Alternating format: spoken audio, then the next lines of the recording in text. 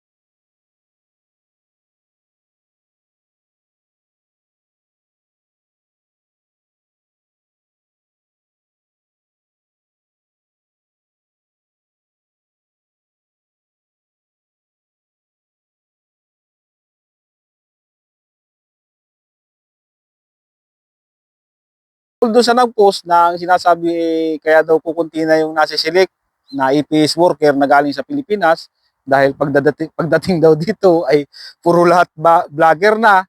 Hindi naman ganoon yung dahilan. Walang kinalaman yung pagba-vlog sa pag-select ng employer. Hindi alam ng employer na vlogger ka o may balak kang mag-vlog. Walang ganoon, walang epekto yon, walang kinalaman yung pag-select ng employer sa EPS worker na manggagaling sa Pilipinas. Ito, lakad-lakad na tayo mga kabayan dito sa tabi ng ilog. Ang ganda ngayon ng dito. Nagbukad ka rin yung karamihan ng mga bulaklak dito.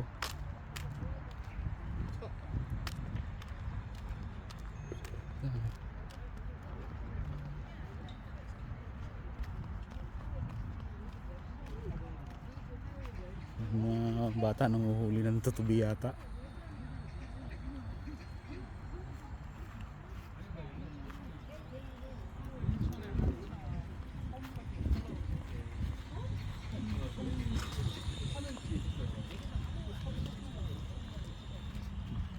Daming tao ngayon dito, mga nakatambay.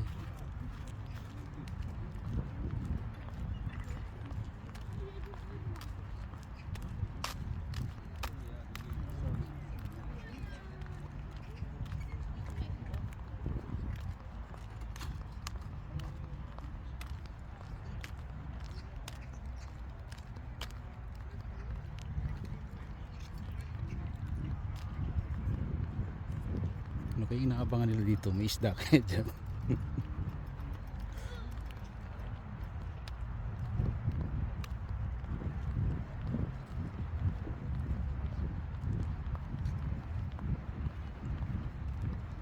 Yun, ang ganda ng mga bulaklak doon, oh.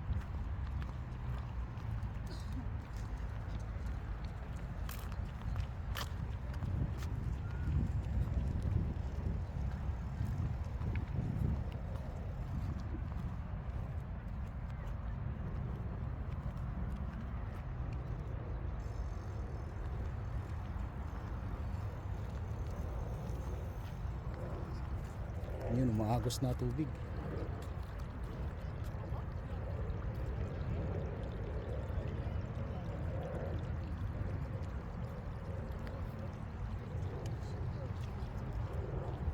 아니 근데 언니 그러면 지금 그 2억에서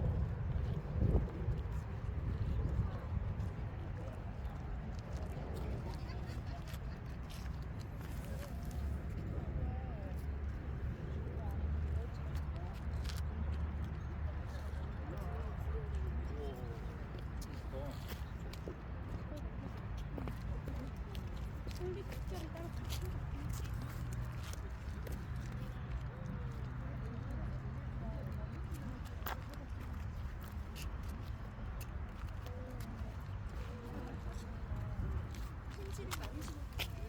Ang ganda ng mga bulaklak.